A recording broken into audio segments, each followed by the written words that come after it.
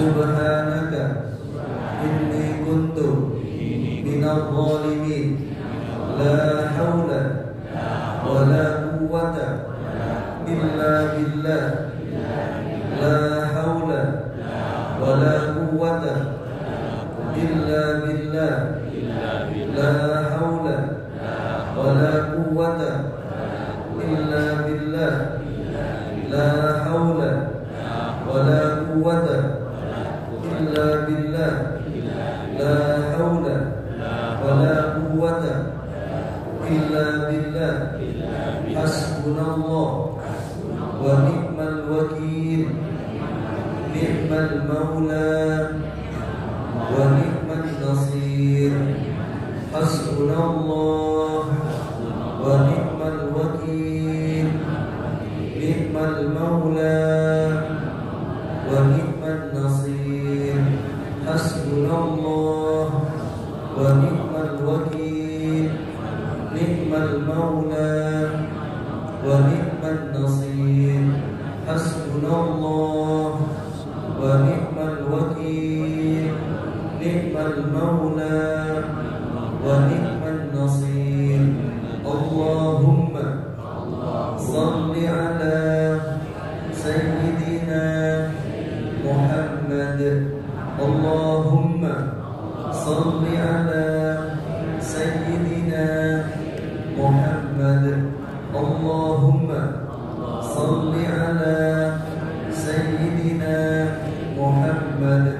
Allahumma salli ala sayyidina Muhammad. Ya, alhamdulillah. Al-Quran ketika dibacakan dan di dalamnya hati orang yang mendengar itu ada iman, maka menjadi nutrisi untuk menguat keimanan. Zikrullah ketika diungkapkan dan orang yang mendengar zikir tadi ada iman, maka imannya akan bertambah. Bahkan di dalam ayat kedua surat Al-Anfal, ketika Allah berfirman, innamal mu'minuna alladziina idza dzukirallahu wajilat qulubuhum. Sesungguhnya hanya orang beriman ketika disebut nama Allah itu hatinya bergetar. Dan ketika dibacakan ayat-ayatnya, maka imannya bertambah. Bahkan kemudian di ayat ini tidak disebutkan siapa yang membaca. Apakah yang membaca itu ustaz, pejabat, rakyat, konglomerat, bahkan penjahat sekalipun? Ketika yang dibacakan adalah ayat-ayat Allah, yang disebut adalah zikrullah, maka orang yang mendengar tadi punya iman, maka iman itu akan langsung merespon dengan respon yang sangat kuat. Sebab sebagaimana keperluan untuk jasmani kita, saat bapak ibu semuanya lapar untuk membeli beras yang akan dimasak, ibu bapak tidak akan bertanya yang jual baik atau tidak, betul? Yang jual itu orang soleh atau tidak? Yang jual itu ustadz atau rakyat atau pejabat tidak. Justru adalah selama itu adalah beras yang menjadi keperluan kita, maka kita akan membeli beras itu kemudian dimasak dan kita makan. Nah sekarang ketika ada orang kuat menghadapi berbagai macam pekerjaan yang perlu fisik, itu disebabkan karena memang fisiknya kuat, makanannya dijaga setiap hari tidak kurang dari 3 kali, bahkan ditambah dengan jam 9 ada snack time, bahkan sore kadang-kadang ada bakso, malamnya itu masih ada martabak. Jadi totalnya ada berapa kali Bu? 6 kali makan. Sangat wajar kalau kemudian fisiknya kuat untuk diajak kerja. Nah kenapa sekarang ada orang menghadapi masalah di dalam hidupnya, masalahnya sepele sekali, tapi karena menjadi beban pikiran, akhirnya apa? Melemah tubuhnya, kemudian sakit fisiknya, bahkan sebagian gara-gara stresnya itu menyerang lambungnya, menyerang pankreasnya, menyerang ginjalnya, bahkan sampai menyerang jantungnya. Karena ada masalah yang sebenarnya tidak perlu difikirkan, dan ada masalah yang tidak memerlukan pekerjaan fisik, tapi ada masalah yang perlu dihadapi dengan hati, yaitu dengan ketergantungan kepada Allah, mengembalikan kepada Allah. Karena memang kita hamba yang kemampuannya sangat kekuatan kita ada saat kita diberikan oleh Allah Subhanahu wa Ta'ala. Sehingga Al-Quran adalah sebagai energi dan kekuatan. Bahkan Al-Fatihah ini menjadi apa? Menjadi rukun inti di dalam sholat. Dan sholat adalah amal pertama yang akan dihisab oleh Allah Subhanahu wa Ta'ala. Kemudian benefitnya sudah bisa dirasakan sejak di dunia bagi orang-orang di sekitarnya. Kenapa tidak? Karena ketika Allah berbicara tentang sholat, Allah mengatakan tanha 'anil fahsya'i wal munkar, yaitu mencegah pelakunya dari perbuatan keji dan munkar. Mungkin pertanyaan yang sering terdetik di dalam kehidupan kita, kenapa ada orang sholat tiap hari 5 kali bertahun-tahun tapi masih bisa emosi, masih bisa sakit hati, masih bisa benci, masih bisa dendam, bahkan masih bisa memfitnah saudara sendiri. Padahal sholatnya dikerjakan setiap hari. Kenapa? Bisa jadi di antara sebabnya adalah dia tidak paham apa yang dibaca. Kalau pengajian dia ikut terus, kajian juga ikut terus. Bahkan pendidikannya pendidikan tinggi. Kenapa dia tidak paham? Karena memang dia tidak pernah menguji kemampuan bacaan sholat dan terjemah perkataannya. Sehingga kemudian karena ini menjadi amal pertama yang dihisab dan memberikan dampak yang sangat dahsyat setelah salat, maka harus mendapatkan perhatian penting. Maka nanti setelah pulang dari sini, Bapak Ibu boleh melakukan uji coba. Yang pertama, berapa banyak kata yang saya baca di dalam salat? Itu pertama. Kemudian berapa persen yang saya pahami padahal di usia seperti ini? Kenapa itu perlu ditanyakan? Karena kalau ini tidak tuntas di orang tua, maka tidak tuntas di anak, mantu, cucu. Karena orang tua yang tidak memahami terjemah sholat, bagaimana akan mengingatkan anaknya? Bagaimana akan menuntun mantunya? Bagaimana akan mengajari cucunya? Tidak bisa. Nah, ketika ada orang tua yang sudah sholat sekian lama tapi masih emosi, masih sakit hati, masih benci, masih dendam, bahkan masih bisa memfitnah saudara sendiri, bahkan tidak menyiapkan untuk kehidupan setelah kematian, bahkan membiarkan keturunannya tidak bisa menghormati orang tua atau tidak bisa berbakti kepada orang tua, maka subhanallah, sudah seharusnya ini menjadi renungan kita semua. Maka sholat perlu mendapatkan perhatian istimewa, yaitu dengan cara difahami makna perkata. Nah, ternyata untuk masuk ke dalam sholat ada pesan penting dari Allah di surah Al-Ankabut 45, yaitu utlu ma uhiya ilaika minal kitabi wa aqimus shalah. Baca Al-Qur'an dan kemudian tegakkan sholat. Sholat yang benar pasti akan mencegah pelakunya dari perbuatan keji dan munkar. Nah, ketika ada orang sholat tapi tidak mengalami perubahan, bisa jadi yang bermasalah di sholatnya. Nah, kalau sholat bermasalah, mungkin yang bermasalah interaksinya dengan Al-Qur'an yang tidak diluangkan. Padahal Al-Quran ini Allah turunkan sebagai apa? Petunjuk penyembuh. Petunjuk apa? Menuntun hati, menuntun perkataan, menuntun perbuatan, sehingga sebelum sholat saja kita sudah baik sangka, baik kata, baik tata krama. Sebagai penyembuh apa? Penyembuh adalah memberikan kesembuhan bagi semua problematika hidup kita. Apakah permasalahan hati, permasalahan karakter, persepsi, bahkan kemudian tingkat urusan sosial kemasyarakatan, bahkan urusan ekonomi. Maka sebagai bentuk petunjuk dan penyembuh ini, Allah turunkan Quran bukan di sembarang tempat, tetapi di tempat yang secara logika sulit untuk berkembang. Di mana? Mekah.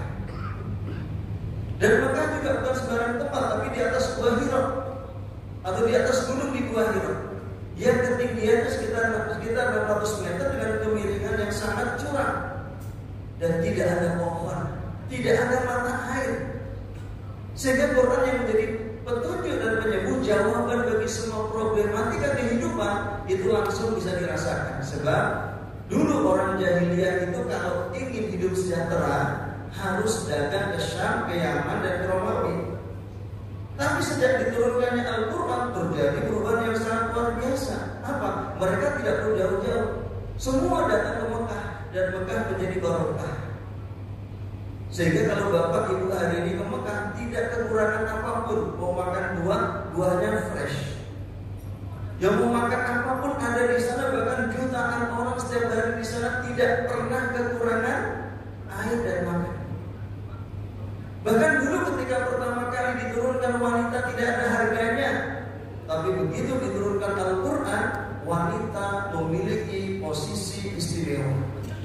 Bagaimana tidak istimewa? Allah turunkan surat khusus yang namanya An-Nisa, yang di ayat ini diawali dengan perintah untuk membentuk pribadi bertakwa, mencari pasangan bertakwa, melahirkan generasi bertakwa, silaturahim antara orang bertakwa. Ujung dari ayat ini adalah tentang pembagian warisan. Sebab berapa banyak orang yang bisa berangkat ke masjid, tapi alpa dalam mengajak anaknya. Orang berangkat ke pengajian, tapi nilainya tidak sampai kepada keluarga.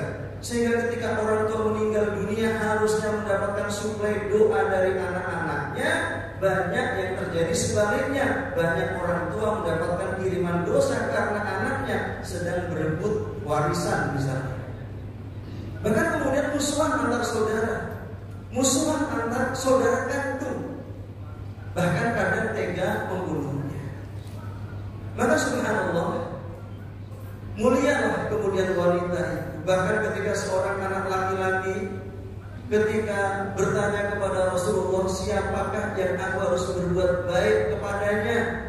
Ternyata Rasul mengatakan kedua orang tuamu. Siapa di antara mereka? Berdua, ibumu, ibumu baru apa? Ayah. Begitu mulianya wanita di dalam Al-Quran, sehingga dalam kancah kehidupan wanita disebut sebagai makhluk lemah, tetapi di dalam Al-Quran punya kekuatan. Kekuatannya tidak tanggung-tanggung. Dia punya doa yang sangat mustajab.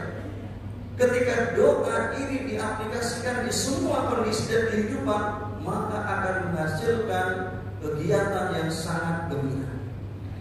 Maka kemudian Allah menjelaskan bagaimana Hajar, istri Nabi Ibrahim yang ditemani Ismail anaknya yang masih bayi, yang saat pertama kali dibawa berangkat dari Palestina ke Mekah dalam kondisi zero potensi ekonomi. Orang pertama yang sampai Mekah, tidak ada pohon, tidak ada air, tidak ada tanda-tanda kehidupan dan kehabisan bekal makan.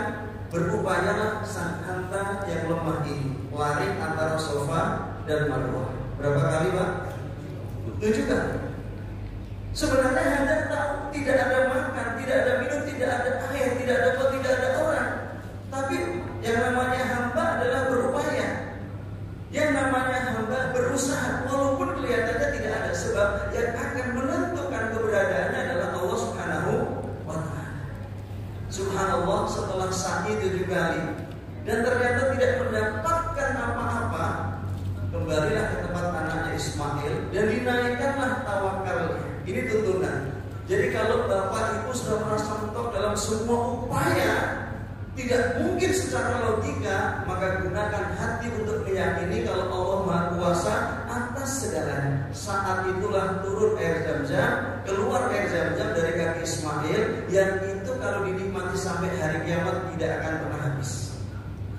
Mungkin bapak ibu pernah membaca literasi berapa jumlah air Zam-Zam yang disedot setiap 24 jam?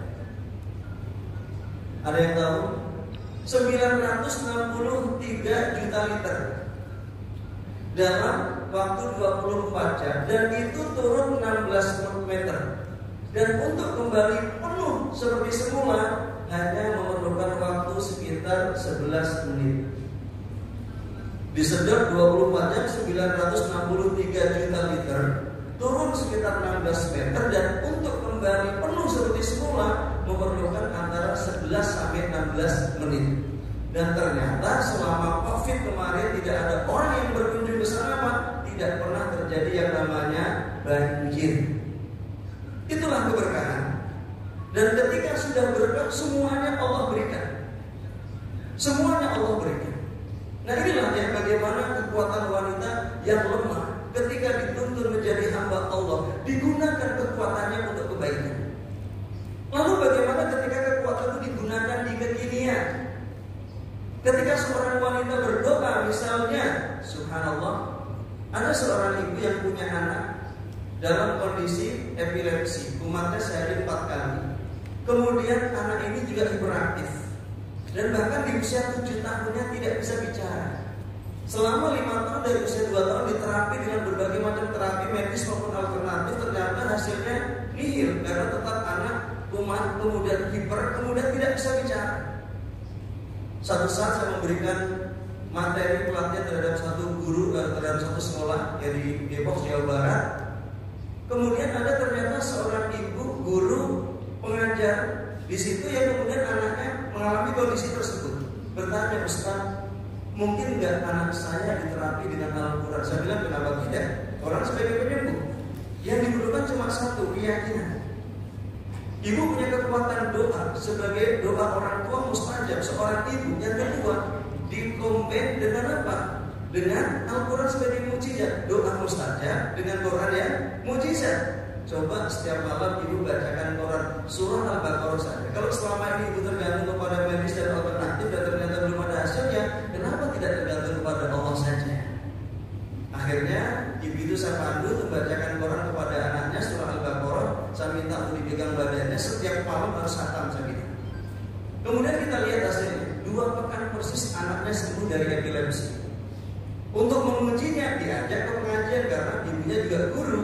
Maka ternyata selama di pengajian tidak kumat. Kemudian 2 pekan berikutnya hipernya. Dan 2 pekan berikutnya, beberapa bulan kemudian itu bicara. Karena saya minta untuk mentalkin anaknya, walaupun anaknya tidak bisa menirukan, tapi dia bisa merekam. Dan rekaman itu suatu saat akan keluar dari mulutnya. Persis 9 bulan ketika saya di Mekah, dia sedang tidur siang, tiba-tiba dia bangun, Ustaz, anak saya sudah bisa bicara dan bahkan sudah hafal 9 ayat surat Al-Baqarah. Nah, inilah kekuatan seorang ibu. Jadi ibu anaknya mau ngeselin seperti apapun, jangan pernah doakan keturunan. Ibu mau anaknya sebrengsek apapun, bahkan sampai menjelang wafat orang tua anaknya belum benar, jangan mendoakan keburukan. Karena ada di antara doa-doa itu justru diijabah oleh Allah setelah orang tua wafat. Semua doanya terkumpul, terakumulasi di wafatnya orang tua wafat, anak taubat, dan sejak saat itu dosanya diampuni oleh Allah, dan kemudian apa? Mengalirkan doa baik kepada orang tua. Subhanallah. Lalu bagaimana ketika teraplikasi kepada bapak-bapak? Tadi ibu ya, sekarang bapak-bapak. Di mana yang karakternya ganas? Bahkan melihat orang itu pandangan yang tidak suka. Bahkan kalau perlu membunuh. Itu yang terjadi di Yathrib, nama sebelum Madinah. 2 suku namanya Aus dan Khazraj ini sudah berperang selama 120 tahun lebih. Matanya menatap tajam, pedangnya mengkilap, strategi perangnya hebat. Apa yang terjadi saat mereka diperdengarkan suara Al-Quran, yang memperdengarkan, yang membacakan orang sangat biasa, bahkan dalam kondisi buta. Bahkan ketika datang pertama kali kepada Rasulullah, itu tidak mendapatkan respon. Rasul sedang berdakwah kepada tokoh-tokoh kafir Quraisy, harapannya satu dari mereka masuk Islam, punya pengikut banyak. Nah, saat itulah orang ini datang. Ternyata Rasul tidak merespon, kemudian dia balik arah dalam kondisi menangis.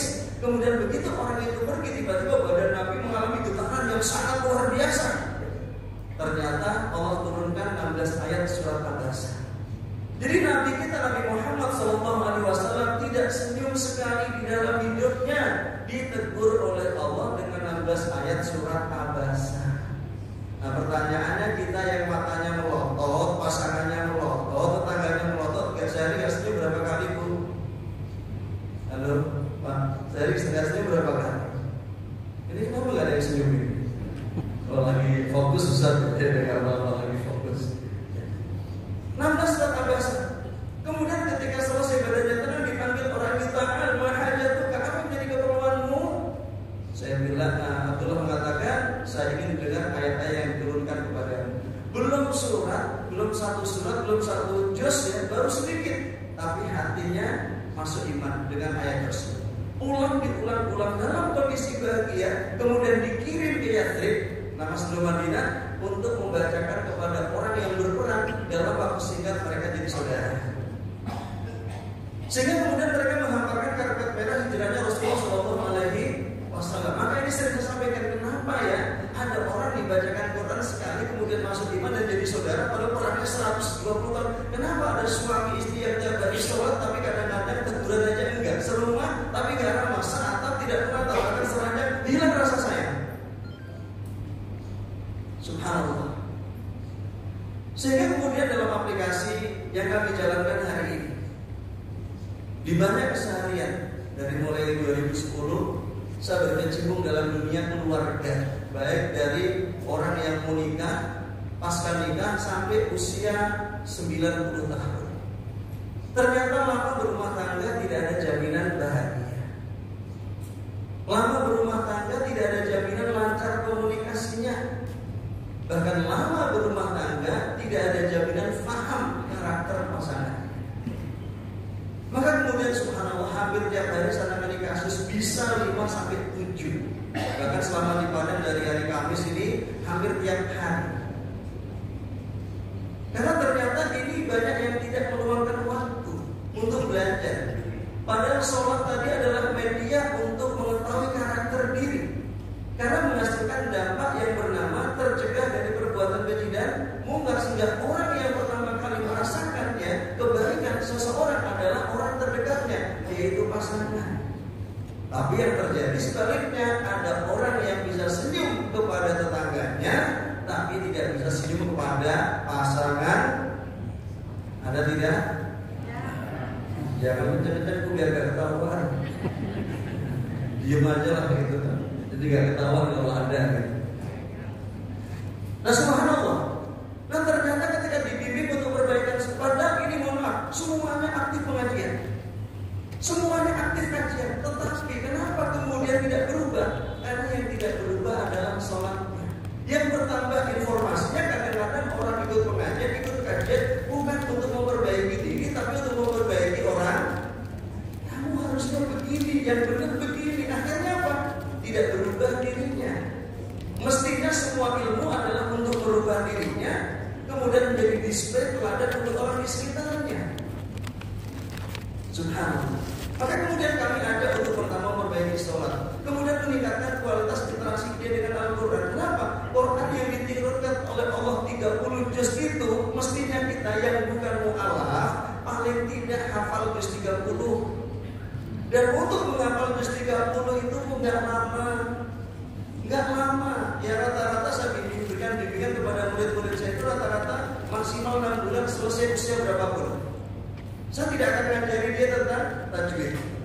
Saya tidak akan mengajari dia tentang hukum ikhfa, ikhlas. Ya. Saya tidak akan mengajari tentang mat wajib, mutasil, mat jais, fasil, mat faqih, ya. Saya akan tuntun dia langsung saya talqinkan sebagaimana Quran diturunkan. Sebab dia harus benar bacaannya, dan untuk bisa membenahi bacaan orang nanti kalau sudah selesai baru diajarkan.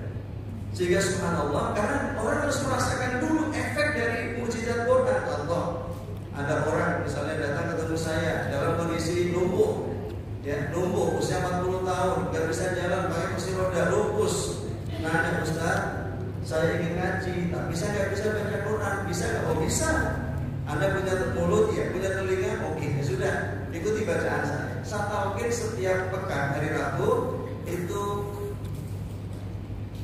dari mulai An-Naba per tema. Misalnya ayat 1 sampai 16, 17 sampai 30, 31 sampai 40. Jadi 3 pekan selesai.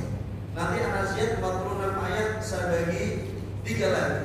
Ya, ayat 1 sampai 14, 15 sampai 26, 27 sampai 46. Selesai lagi. Itu kesananya semakin cepat. Itu hanya dibacakan, diikuti, kemudian semuanya didengarkan. Halo. Kemudian apa? Saya jelasin setiap pekannya semua isinya. Dengan izin Allah, ibu yang dalam kondisi seperti itu semangatnya luar biasa. Begitu pulang saya kasih ya bimbingan, nanti di rumah pakai HP, dengerin ayat yang saya bacakan, kemudian barengin, terakhir ikutin. Dengerin, barengin, ikutin. Baca terjemahnya dengan suara keras. Itu 6 bulan persis hafal 645 ayat, dan bisa berdiri di depan teman-temannya. Berdiri dan menjadi keajaiban. Dan ternyata beliau adalah kakak iparnya Pangeran Brunei. Sampai dia, Ustaz, ayo kita ke Brunei, ketemu keluarga saya, gitu kan. Dan saya udah ke Brunei untuk ketemu. Dan apa? Sampai di sana pada kaget, cerita tentang kakaknya. Setiap hari apa yang dilakukan dikirim ke mereka dan menjadi motivasi untuk mereka. Subhanallah, ini orang lumpuh bisa berdiri. Ini menyembuh buat kita semua. Maka tidak boleh kemudian kita menunggu waktu luang, harus meluangkan waktu. Karena ketika kita menunggu waktu luang, sampai kapan?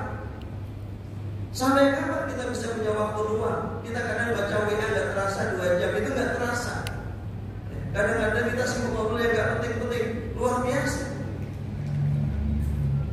Sehingga ketika korban ini sebagai penyembuh tadi tidak diluangkan waktunya, akhirnya apa? Ya sudah, menjadi cerita di dalam keluarga, menjadi cerita dalam rumah tangga, menjadi cerita tentang kehebatan umat Nabi Muhammad SAW, bahkan nabinya, tetapi dia tidak pernah merasakan keajaiban.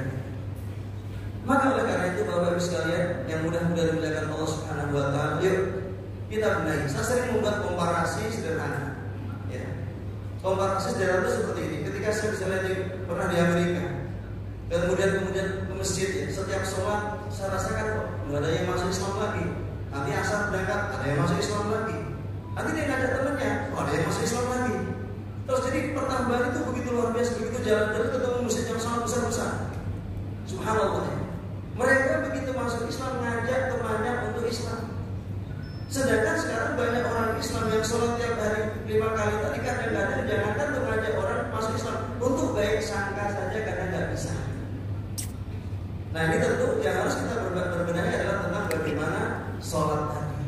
Dan itu tentu harus diajarkan kepada anak, mantu, cucu. Bahkan ketika saya ngajar di kampus, satu saat saya ngajar di kampus bergengsi di Jakarta, saya perhatikan ke tempat wudhu menjelang sholat zuhur, subhanallah, ini anak-anak calon sarjana, tapi wudhu saja salah. Kalau wudhu tidak sah, maka sholatnya tidak sah. Nah kalau sholatnya tidak sah, yang dosa siapa? Anaknya atau orang tuanya? Lalu anaknya atau orang tuanya? Orang tuanya. Maka waktu saya bilang kepada kegiatan mahasiswa UKM, untuk apa? Yuk kita bantu para orang tua meringankan beban mereka. Kita adakan daurah training toharoh untuk mahasiswa-mahasiswi muslim. Karena waktu itu banyak mahasiswa yang non muslim di sana, ya. Saya bilang seperti itu, ya. Kemudian apa? Diadakan. Sebab kalau mereka jadi sarjana S1 tapi sholat wudhu saja nggak ngerti, terus bagaimana nanti mereka menikah jadi suami kemudian jadi orang tua, terus kemudian sholat tidak amalan setiap hari, tapi nggak dapat anggaran dari apa? Dari pendapatan, sehingga kemudian nggak pernah dipelajari, tidak pernah didalami sebagaimana keperluan untuk otak dan fisiknya. Sehingga saya sampaikan kepada para orang tua, kalau orang tua sudah kerja dari pagi sampai sore, bahkan sebagian lembur hasilnya untuk menyekolahkan anak supaya otaknya cerdas, mengkuliahkan supaya peluang kerjanya banyak, diberikan makanan yang bergizi, jangan lupa anak itu diberikan anggaran untuk kesolehan hatinya. Banyak orang tua menyekolahkan anak, mengkursuskan anak bahasa Inggris 3 bulan, bisa ngomong sama orang Inggris, tapi dia sholat gak ngerti yang dibaca. Apa hasilnya? Anak dituntut berbakti kepada orang tua ketika tua. Ternyata anak tidak bersedia. Hasilnya hari ini banyak orang tua sakit di rumah sendirian, gak ada yang jaga, padahal anaknya sukses semua. Sehingga ketika kami datangi dia nangis, dikira anaknya yang datang, ternyata bukan. Dan ternyata di rumah yang besar-besar dan banyak plakat penghargaan itu, ketika orang sakit gak ada manfaatnya. Coba ibu lagi sakit, pernah sukses dikasih piagam, kemudian pas sakit, ibu lihatin piagamnya, itu langsung hilang sakitnya atau tidak? Kira-kira seperti itu. Dan itu hampir setiap hari saya tangani di Kota Padang ini. Dari pertama kali saya datang, kalau di Jakarta hampir sering, karena saya sering dibawa orang begitu, Ustaz teman saya gini-gini, ayo, setiap ada orang mengajak, saya bilang ayo, kenapa? Ayo, karena dia punya anak harus diselamatkan, dia punya mantu harus diselamatkan, dia punya cucu, jangan dibiarkan, kita bantu. Sehingga hampir saya tidur itu sedikit sekali, karena kalau saya tidak datang ke rumah orang datang ke rumah saya. Saya tidak datang ke rumah orang-orang, datang ke tempat tinggal saya di homestay di Padang. Sehingga Bapak Ibu sekalian yang mudah-mudahan dimuliakan oleh Allah, ayo yang sudah ikut pengajian bawa hasilnya ke rumah. Yang sudah ikut kajian bawa hasilnya ke rumah. Jangan sampai mesra bersama teman-teman pengajian tapi tidak mesra bersama keluarga. Jangan sampai mesra bersama teman kerja tapi tidak mesra bersama keluarga. Ini yang banyak terjadi. Maka apa yang saya sampaikan nanti buat evaluasi di rumah. Kenapa pekerjaan dengan 1.200 karyawan atau ratusan ribu karyawan bisa rapi? Karena tempat kerja punya SOP, punya sistem yang dihasilkan dari rapat kerja. Kenapa rumah tangga yang anggotanya cuma beberapa orang? Itu kadang berantakan, bahkan saling berburuk sangka karena tidak pernah punya perencanaan bagaimana caranya kita reuni di surga misalnya. Tidak pernah ada program sehingga semua berjalan sendiri-sendiri. Rumah hanya menjadi tempat berkumpulnya orang lelah. Kepala keluarga lelah, pulang istri lelah, pulang anak lelah, pulang cucu lelah, pulang kumpul di rumah. Yang dibahas ujung-ujungnya cuma makanan. Belum pernah membahas bagaimana kita selamat di akhirat. Subhanallah. Maka Bapak Ibu sekalian, sebagai penutup saya akan mengisahkan satu kisah. Satu saat staf Perdana Menteri di luar negeri kontak saya karena memiliki anak usia 16 tahun menjadi pecandu narkoba. Nah, beliau kenal dengan pejabat di Indonesia yang waktu itu anaknya kena autis. Anaknya kalau melihat orang bisa dicekik, melihat mobil orang bisa dilempari batu. Ya kalau lewat rumah orang dia yeli, teriak-teriak. Waktu saya diundang ke rumahnya, saya tanya, pernah nggak anak ini terapi dengan Al-Quran? Dia belum. Kata bapaknya, belum. Coba kita dengarkan satu surat Al-Quran saja selama 1 bulan, nanti kita lihat hasilnya. Ternyata anak yang masih sulit bicara itu bisa hafal satu surat. Kemudian orang tuanya dititipkan di tempat kami. Kemudian kami tuntun dengan 7 pembimbing karena anak autis biasanya dia cepat bosan, boring. Maka saya pilih 7 orang yang ganti tiap 3 jam dan tugasnya hanya senyum, supaya yang direkam adalah senyumannya. Dan kemudian diajak sholat, diajak baca Quran, ditalkinkan. 2 pekan persis anak itu bisa hafal 40 ayat surat An-Nahl. 3 bulan kemudian anak itu hafal 1 juz. Sekarang kalau bapak ibu ketemu mungkin gak percaya kalau anak itu pernah autis karena anak itu sudah mau lulus PGSD di kuliahnya. Nah bapaknya waktu itu dikontak ya karena staf Perdana Menteri. Nah begitu kontak saya bilang karena waktu COVID kami Zoom ya, sekitar jam 12 malam. Nah, bapak itu pengennya anaknya dititipkan ke saya bayarannya berapapun. Tapi saya balik, gak perlu. Dan untuk terapi dengan saya tidak perlu bayar. Cukup bapak di tempat bapak, saya di tempat kami. Seperti anak yang epilepsi tadi, itu selesai. Caranya gimana Ustaz? Ya saya akan buat analogi buat bapak. Kalau ada air dari hulu mengalir sampai hilir, tapi airnya dari hulu itu comberan, kira-kira yang sampai hilir comberan atau bening? Air yang dari hulu itu bersih saja, sampai hilirnya bisa tercemar. Lalu kalau airnya mengalir dari hulunya kotor, mesti sampai hilirnya juga tambah kotor. Nah sekarang kalau anak ini kan hilir, saya ya terapi kemudian yang diberikan orang tua ini kotoran, kira-kira bisa bersih gak anaknya? Tidak bisa. Maksud saya adalah kalau anak ini mau diterapi, orang tua harus siap memperbaiki diri. Oleh saya tanya, ibu ternyata istrinya megang 16 perusahaan di 16 negara. Kenapa perusahaan sebanyak itu bisa terterapi? Saya bilang by sistem, by SOP, ada rapat kerja. Kenapa rumah tangga yang jumlah keluarganya cuma 3 itu tidak tertata? Karena tidak pernah ada rapat kerja. Anak dikasih semua keinginannya. Tidak tahu bagaimana sulitnya orang tua. Tahunya enak saat orang tua tidak mampu, dia tiba marah ke orang tua, mengomel ke orang tua, bahkan mungkin mencaci orang tua. Nah sekarang anak justru terkena narkoba. Saya pernah menangani kasus-kasus narkoba dari bayi, dari kecil sampai punya anak ya. Kami terapi di tempat kami 3 bulan dengan izin Allah sembuh, bahkan menjadi penghafal Quran sekarang ya, keluarganya jadi bahkan 16 anggota keluarganya jadi penghafal Quran. mengajar semua dari neneknya sampai cucunya. Dan kemudian mereka punya cucu kelas usia 2 tahun sudah tidak bisa mendengar suaranya. Ya, sedang dipanggil nggak noleh sama sekali. Berawal dikasih HP karena orang tuanya nggak mau diganggu dalam urusan kerjanya. Dikasih HP, nah anak kalau sudah suka warna dia akan sangat tertarik dan warna bisa memberikan pengaruh untuk mata sehingga telinganya nggak berfungsi. Subhanallah, diterapi di tempat kami 2 tahun waktu itu, ya bersama keluarganya tinggal di tempat kami. Dengan izin Allah sekarang anak itu kelas 5 SD sudah hafal 15 juz. Sehingga dulunya pernah seperti itulah Quran. Ya itulah Quran. Sehingga kemudian akhirnya apa? Anak yang kecanduan narkoba ini hanya perlu teman. Hanya perlu teman dari orang tua untuk menemani, untuk ngobrol, ya, untuk sharing, untuk jalan-jalan, untuk berdialog dengan visi yang telah disiapkan keluarga tadi. Subhanallah. Dan akhirnya orang tuanya mengatakan, yes Ustaz, I see. Sekarang saya tahu. Barulah mulai menatapi. Nah inilah Bapak Ibu sekalian, yang kita sudah bisa ke masjid seperti ini, jangan lupa anaknya, mantunya, cucunya. Karena hari ini banyak sekali orang yang berada di rumah sendirian, orang anak-anaknya sukses tapi tidak peduli, dan itu tidak bisa disalahkan anaknya.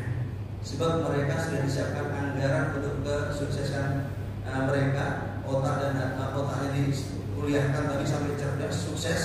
Kemudian mereka juga disiapkan sudah siap, tapi karena nggak ada anggaran untuk hatinya, maka mereka tidak soleh. Jadi janganlah menyalahkan siapa? Anak. Maka saatnya memutus seluruh siklus keburukan. Tidak ada kata terlambat. Segera mulai kumpulkan anak, kumpulkan mantu, kumpulkan cucu, membangun grand design keluarga. Orang tua segera memberitahu, ini kekurangan orang tua, benar. Ini kebaikan orang tua, lanjutkan. Ini keinginan wajib orang tua, wujudkan. Sehingga anak tahu persis apa yang diinginkan orang tua. Saat orang tua meninggal dunia, yang mengalir adalah pahala kemiskinan. Mudah-mudahan Allah ampuni dosa-dosa kita, Allah terima amal kebajikan kita, Allah anugerahkan kepada kita semuanya pasangan yang soleh dan soleha, anak-anak yang soleh dan soleha, semuanya sehat walafiat, wafatnya sul khotimah. Insyaallah bayani bersama keluarga di surga Allah Subhanahu wa taala. Penutupnya adalah yang pertama, luangkan waktu untuk Quran, jangan pernah menunggu waktu luang. Karena semua kesibukan itu pada akhirnya tidak bermanfaat ketika tidak membuat kita dekat dan taat kepada Allah. Yang kedua, perbaiki sholat diawali dari memahami terjemah perkata dan toharohnya. Ya. Kalau saya isi pengajian yang ngaji diikuti dengan saya 3 bulan mesti udah tahu semua, saya uji satu-satu. Hasilnya mereka akan mengajak teman-temannya yang di Eropa, di Amerika didatangi satu-satu, yuk belajar lagi. Karena kita sudah hanya berlaku pada formalitas. Sholat yang dilakukan hanya untuk lisan membaca, fisik bergerak, tapi otak hatinya nggak ngerti apa yang sedang dikerja. Yang ketiga, lakukan rapat kerja keluarga supaya apapun masa lalu yang telah berlalu bisa diperbaiki dengan masa yang akan datang. Karena Allah perintahkan wal taqdur nafsun ma qaddamat. Perhatikan apa yang kalian siapkan. Seandainya malam ini tidur, besok bangunnya alamnya sudah beda. Tentu kita perlu persiapan, dan untuk persiapan hidup di dunia begitu luar biasa persiapannya. Lalu bagaimana persiapan hidup di akhirat selamanya? Dan itu tentu perlu persiapan. Subhanallahumma wa bihamdika asyhadu an la ilaha illa anta astaghfiruka wa atubu ilaik. Assalamualaikum warahmatullahi wabarakatuh. Waalaikumsalam. Alhamdulillahirabbil alamin. Terima kasih.